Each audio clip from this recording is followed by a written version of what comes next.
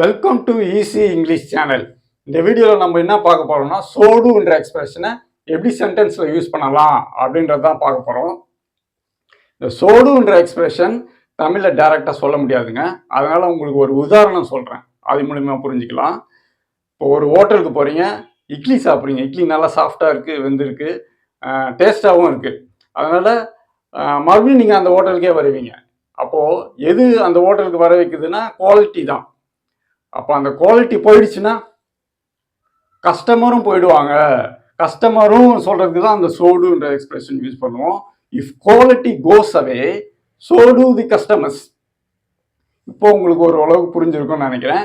இந்த சோடுவை பேஸ் பண்ணி ஒரு 5 எக்ஸாம்பிள் சென்டென்ஸ் தரேன். அது பார்த்தீங்கன்னா உங்களுக்கு இன்னும் நல்லா புரியும்.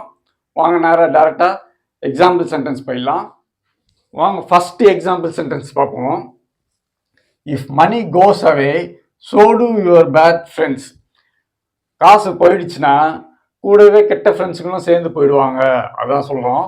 If money goes away, so do your bad friends. அடுத்தது ரெண்டாவது பார்ப்போம். If problem comes, so do the solution. Problem ஒன்று வந்துச்சுன்னா கூடவே சொல்யூஷனும் சேர்ந்து தாங்க வரும். அதனால தான் சொல்யூஷனை தேடி கண்டுபிடிக்கணும் அப்படின்னு சொல்கிறாங்க. If problem comes, so do the solution. அடுத்தது மூணாவது பார்ப்போம். If you drop your mind, so do your ஒரிஸ். மைண்டை நீங்கள் ட்ராப் பண்ணிட்டீங்கன்னா உங்கள் ஒரிஸையும் நீங்கள் ட்ராப் பண்ணிடுவீங்க அப்படின்னு சொல்கிறாங்க.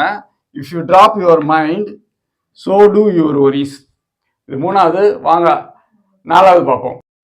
வாங்க நாலாவது எக்ஸாம்பிள் சென்டென்ஸ் பார்ப்போம். If good time comes, so do the good things will come.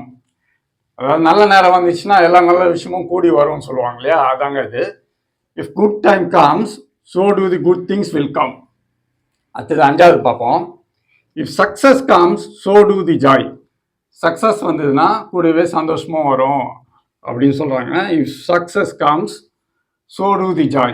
இது வரைக்கும் நம்ம இந்த வீடியோவில் என்ன பார்த்தோம்னா சோடுன்ற எக்ஸ்பிரஷனை எப்படி இந்த சென்டென்ஸில் யூஸ் பண்ணலாம் அப்படின்றத பார்த்தோம். இந்த சோடுன்றத நீங்கள் பேசும்போது அந்த எக்ஸ்பிரஷனை யூஸ் பண்ணிங்கன்னா உங்கள் லாங்குவேஜ் நல்லா கலர்ஃபுல்லாகவும் ரிச்சாகவும் இருக்குங்க. இதோட இந்த வீடியோ முடிஞ்சிருச்சு. இந்த வீடியோ உங்களுக்கு பிடிச்சிருந்ததுன்னா சப்ஸ்கிரைப் பண்ணுங்கள், லைக் பண்ணுங்கள். மறுபடியும் உங்களை நான் அடுத்த வீடியோவில் சந்திக்கிறேன். அது வரைக்கும் சதீஷ். தேங்க்ஸ்.